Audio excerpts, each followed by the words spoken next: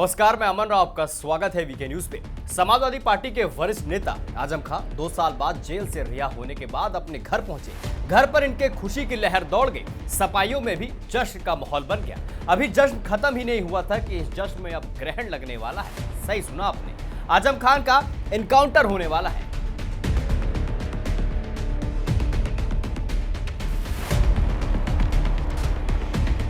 Azam Khan jail से बाहर आने के बाद पत्रकारों से जो कुछ कहा उससे सुनकर सभी हैरान रह गए। उन्होंने कहा कि जब वह जेल में थे तो उनसे एक दरोगा उनका बयान लेने आया था। इस दौरान दरोगा ने कहा था कि बच कर रहें, जमानत मिलने के बाद अगर रामपुर आए तो भूमिगत रहेंगे, आपका एनकाउंटर हो सकता है। घर पहुंचे आजम खान ने अखिलेश यादव को लेकर पूछे गए सवाल पर चुप्पी साधी। इशारों में उन्होंने बताया कि यहाँ पर जमकर हमला भी किया। शेरो शायरी के जरिए उन्होंने कहा, मेरी तबाहियों में मेरे अपनों का हाथ है। उन्होंने कहा कि जेल में उन्हें एनकाउंटर की एक दरोगा ने धमकी भी दी थी। जमानत को लेकर आजम ने कहा, मैंने ये साबित करने की कोशिश की थी कि मेरी ईमानदारी संदिग्ध नहीं है, मुझे सुप्रीम कोर्ट से न्याय मिला है। उन्होंने कहा है कि उनके परिवार के साथ जो जुल्म हुए हैं उन्हें वो भूल नहीं सकते। उन्होंने आगे कहा, मेरे शहर को उजाड़ दिया था सिर्फ इसलिए यहाँ की तुम्हारी आबादी है। तारीख को तोड़ा मरोड़ा जा सकता है लेकिन भुलाया नहीं जा सकता।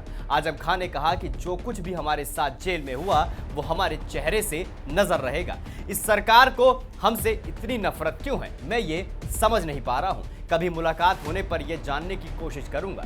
जमानत को लेकर आजम खान ने क्या कहा ये भी आपको बताते हैं। उन्होंने कहा कि जज साहब ने क्या बोला है कि जिस व्यक्ति के खिलाफ साक्ष्य नहीं है उसे जेल में क्यों बंद कर रखा है। इसके बाद चुनाव को लेकर उन्होंने कुछ भी बोलने से मना कर दिया। उन्होंने कहा कि मैं मुल्क, जमीन और जमीर बेचने वाला नहीं हूं, मैं मोबाइल चलाना भी भूल गया हूं। सपा नेता आजम खान ने इशारों में अखिलेश यादव पर भी खूब हमला बोला। सीधे तौर पर उन्होंने कहा कि अखिलेश यादव ने ही यहाँ पर जो कुछ भी हुआ है उसमें उनका बहुत बड़ा हाथ है। हालांकि नाम नहीं लिया लेकिन इशारों में सब कुछ समझा दिया। अब देखने वाली बात हुई कि आजम खान का एनकाउंटर होता है या फिर से वो सपा में जाकर जिस गद्दी पे बैठे थे वहीं पर विराजमान हो जाएंगे। अब आपकी क्या राय इस पूरी खबर को लेकर हमें कमेंट सेक्शन में कमेंट करके जरूर बताइए। और इसी तमाम बड़ी खबरों को देखने के लिए देखते रहिए वीके न्यूज, राष्ट्र के नाम।